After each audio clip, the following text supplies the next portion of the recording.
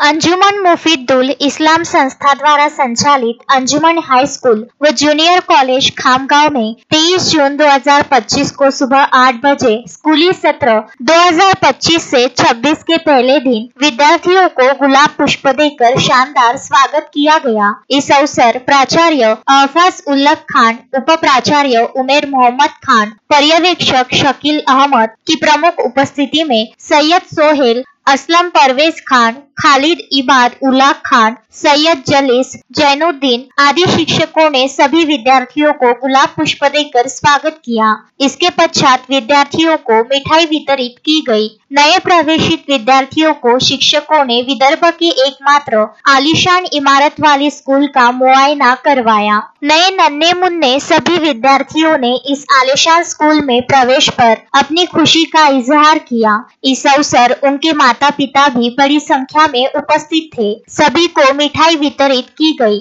इसके पश्चात नन्हे मुन्ने विद्यार्थियों को शासन की ओर से मिलने वाली पुस्तकें वितरित की गई। स्कूल कैंपस में पौधारोपण भी किया गया। इस छोटे खाने कार्यक्रम में विद्यार्थियों के माता पिता भी उपस्थित थे। मोहम्मद फारूक, विदर्भ न्यूज, खामगांव।